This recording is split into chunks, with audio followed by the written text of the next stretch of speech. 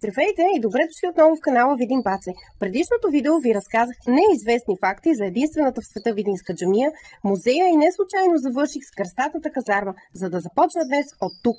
Точно до нея се намира най-старата видинска църква. Хайде с мен и останете до края на видеото, за да научите слабо известни факти за старопрестолния и прелестен Видин и една от двете най-високи, абсолютно идентични вкопани църкви в България. От кръстатата казарма пресичате улицата и вече сте пред църквата Света Петка, построена около 1634-6 година върху основи, датирани от още по-ранен период. Изографисана е от румънски войвода Ян Матей Басараба по времето на митрополит Софроний. Историята на църквата е свързана отново с Пазван Тогу.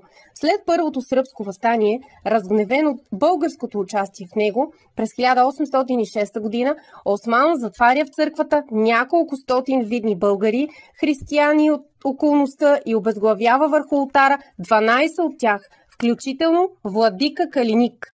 Потресаващ факт, как в християнски храм, където умиряните се молят, са намерили смъртта си. Църква пълна с трупове.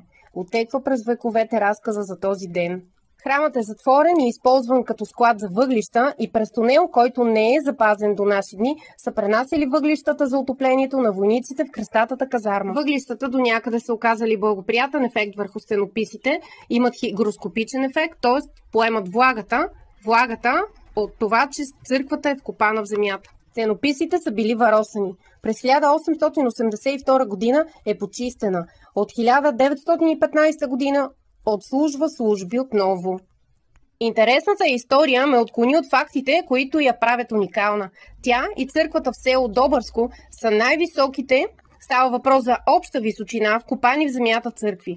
През Турско във Видин има 22 джамии и на християните е позволено да строят свои храмове, но да не надвишават височината на Турчин върху Ком. Затова българите са изхитрили и вкопали основната част на църквите в земята.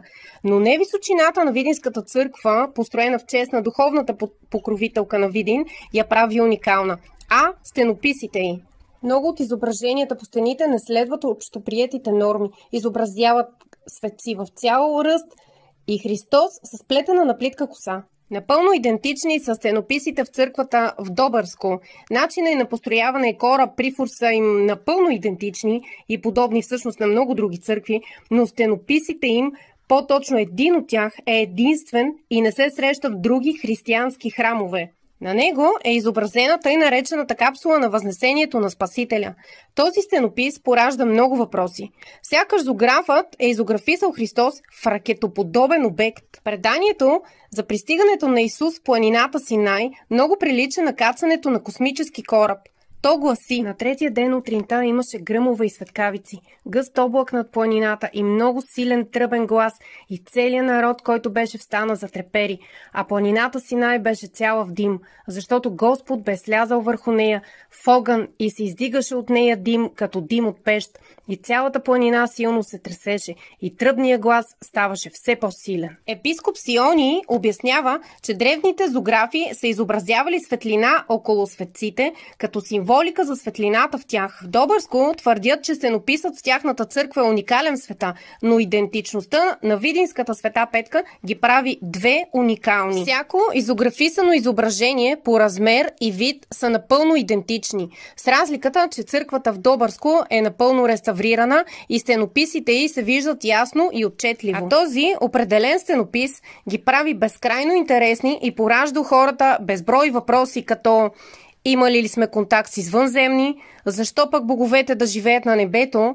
Христос дали не е слязал оттам? Защо тогава е изобразен в ракета на стената в тези две църкви? Как две църкви, отдалечени на 350 км една от друга, са нарисувани еднакво до сантиметър преди почти 400 години? Това видео май повдигнах у вас повече въпроси, отколкото отговори.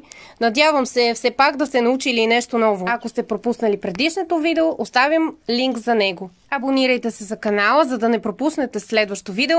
Очаквайте скоро нови, слабо известни факти за Видин.